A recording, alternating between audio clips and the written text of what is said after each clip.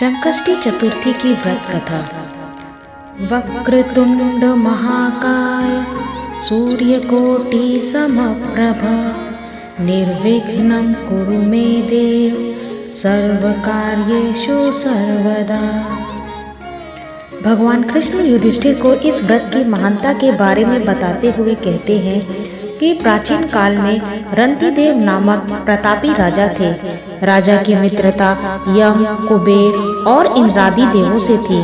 उनके ही राज्य में धूम्रकेतु नामक ज्ञानी ब्राह्मण रहते थे। उनकी दो पत्नियां थीं, एक सुशीला और दूसरी चंचला। सुशीला कोई न कोई व्रत करती थी जिससे उसका शरीर दुर्बल हो गया। वहीं चंचला कोई व्रत नहीं रखती थी और भरपेट भोजन करती थी। कुछ दिनों बाद सुशीला को शुभ लक्षणों वाली एक कन्या हुई और चंचला को पुत्र रत्न की प्राप्ति हुई। कन्या की शुभता देखकर चंचला सुशीला को ताना देने लगी। अरे सुशीला, तुमने इतने व्रत और उपवास किए हैं जिसकी वजह से तुम्हारा शरीर जर्जर हो गया, फिर भी एक कृशकाया कन्या को जन्म दिया। मुझे देख, मैं कभी व्रत आदि के चक्कर में न पड़कर पुष्ट पुष्ट बनी हुई हूँ और वैसे ही बालक को भी जन्म दिया है। चंचला की बातें सुशीला के हृदय में चुभने लगीं। वैशाख चतुर्थी के दिन सुशीला ने पूरी भक्ति भाव के साथ संकटनाशक गणेश चतुर्थी का व्रत किया। व्रत से प्रसन्न होकर गणेश जी ने दर्शन दिए। गणेश जी ने आशीर्वाद देते हुए कहा कि हे सुशीला, तेरी कन्या के मुख से मोती और मूंगा प्रवाहित होते रहेंगे और तुझे वेद शास्त्र वेदता एक पुत्र भी होगा। वरदान को देने के बाद गणेश जी अंतर्ध्यान हो गए।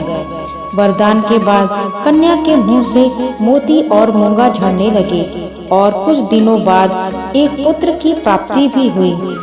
उसके कुछ दिनों बाद ही धूम्रकेतु का स्वर्गवास हो गया और उनकी मृत्यु के उपरांत चंचला घर का पूरा धन लेकर दूसरे घर में जाकर रहने लगी। लेकिन सुशीला पति के घर में रहकर ही पुत्र और पुत्री का पालन पोषण करने लगी। कन्या की वजह से सुशीला के पास काफी धन एकत्रित हो गया। इस कारण चंचला सुशीला और उसके परिवार से ईर्ष्या करने लगी। एक दिन हत्या के उद्देश्य से चंचला ने सुशीला की कन्या को कुएं में धकेल दिया। कुएं में गणेश जी ने सुशीला की कन्या की रक्षा की और वापस माता के पास भेज दिया। कन्या को जीवित देखकर चंचला का मन उद्विग्न हो उठा। वह सोचने लगी कि जिसकी रक्षा स्वयं ईश्वर कर रहे हों, उसे कौन मार सकता है। इधर सुशीला अपनी पुत्री को पुनः प्राप्त कर प्रसन्न हो गई और गणेश भगवान को धन्यवाद कहा और प्रार्थना की। चंचला सुशीला की कन्या के चरणों में नतमस्तक हो गई और अपने किए की माफी मांगने लगी। चंचला ने सुशीला से कहा कि सुशीला, तुम बहुत दयावान हो और दोनों कुलों का उद्धार करें।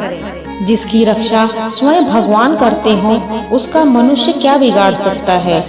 इसके बाद चंचला ने भी वैशाख मास की कृष्ण पक्ष की चतुर्थी तिथि का व्रत किया। गणेश जी की कृपा से दोनों परिवारों के बीच सब सही हो गया। जिस पर गणेश जी की कृपा होती है, उसके शत्रु भी मित्र बन जाते हैं। भगवान गणेश ने जिस प्रकार सुशीला की मदद की, उसी तरह वे सभी की मदद करें।